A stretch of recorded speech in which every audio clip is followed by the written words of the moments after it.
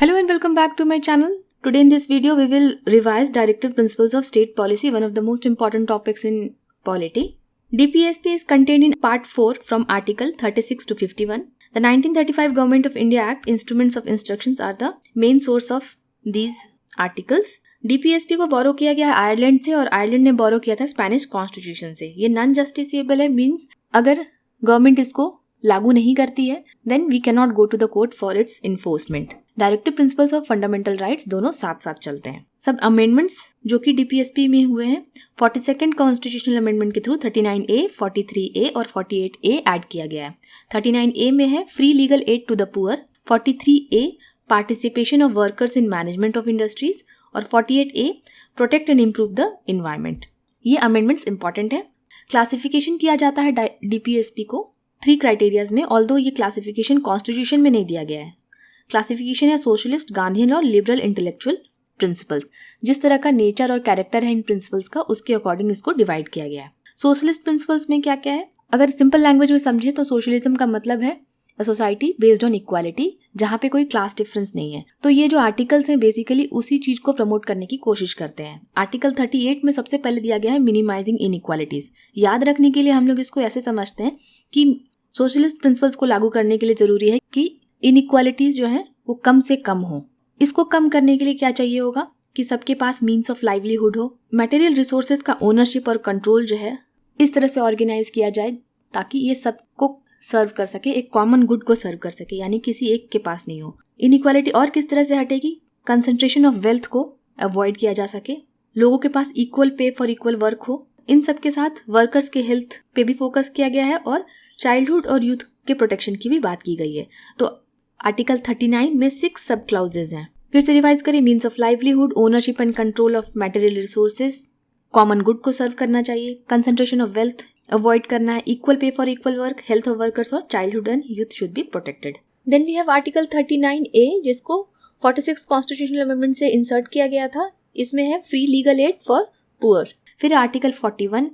अब इन सब के अलावा और क्या जरूरी है कि जो लोग ओल्ड एज में हैं, डिसेबल्ड हैं या सिक हैं, उनको राइट टू वर्क, एजुकेशन और पब्लिक असिस्टेंस मिलना चाहिए. 42 कहता है just and human conditions for work, कि केवल वर्क प्रोवाइड करना ही जरूरी नहीं है, एक ह्यूमन कंडीशन होना चाहिए. ऐसा ना हो कि सिर्फ उनको स्लेव की तरह काम करवाया जा रहा है, एक ह्यूमन कंडीशन प्रोवाइड कराना चाहिए. फिर है इसी में मैटरनिटी रिलीफ, इंपॉर्टेंट है ये, इसको याद रखना है. Article 42 maternity relief. 43 में है living wage and decent standard of living.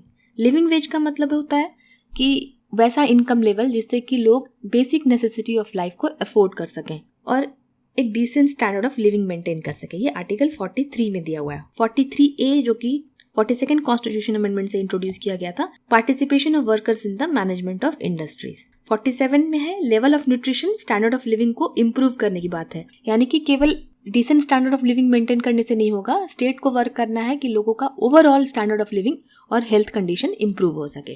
तो ये हो गए सोशलिस्ट प्रिंसिपल्स. गांधीयन प्रिंसिपल्स को याद रखने के लिए सिर्फ ये फोकस करना है कि गांधी जी का मेन एम क्या था. वो डिसेंट्रलाइजेशन में बिलीव करते थे, विलेज डेमोक्रेसी में बिलीव करते थे, राम राज्य की बात करते थे. तो उसके लिए सबसे पहले विलेज पंचायत को स्टेट प्रमोट करेगी. कॉटेज इंडस्ट्री, क्योंकि गांधी जी का कहना था विलेज तभी इंडिपेंडेंट हो सकता है जब वहाँ पे कॉटेज इंडस्ट्रीज हो, क्योंकि बड़ी इंडस्ट्री तो विलेज में लग नहीं सकती है, तो वहाँ पे कॉटेज इंडस्ट्री की जरूरत है. फिर आर्टिकल 43B कोऑपरेटिव सोसाइटीज के बारे में बात की गई है, क्योंकि कोऑपरेटिव सोसाइटीज के थ्रू जो फार्मर्स हैं, जो प्रोड्यूसर्स हैं विलेज लेवल पे, वो लोग अपने आप को ऑर्गेनाइज कर सकते हैं. तो कोऑपरेटिव सोसाइटी भी गांधीयन प्रिंसिपल के अंडर में आता है. Article 46 education and economic interest of weaker section.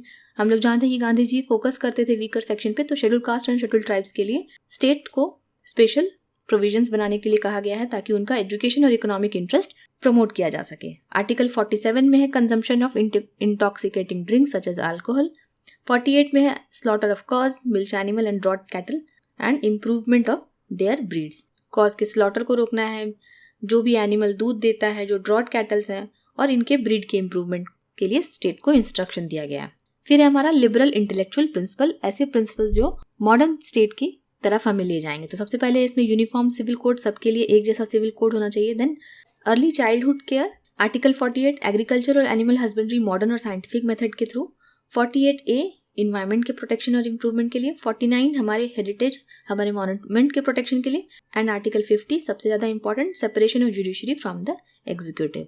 So directive principles of state policy को अगर याद रखने में आपको परेशानी हो रही है तो इनके क्लासिफिकेशन को याद रखिए और फिर ये आसान हो जाएगा याद रखना। अगर आप चाहते हैं कि मैं ऐसे ही शॉर्ट वीडियोस बनाऊं बड़े बड़े टॉपिक्स के लिए तो मुझे कमेंट में ज़रूर बताइएगा। वीडियो कैसी लगी बताइएगा। I have also made a video जिसमें मैंने यूपीएससी प्रीलिम्स में directive principles of state policy पे जो क्वेश्चन पूछा गया उसको डिस्कस किया है। लिंक मैं डिस्क्रिप्शन में डाल दूंगी। And if you want to solve all previous year question since I have made a compilation from 1979 to 2021 UPSC prelims questions. Link will be in the description. You can buy from there. See you in the next video. Thanks for watching. Have a nice day.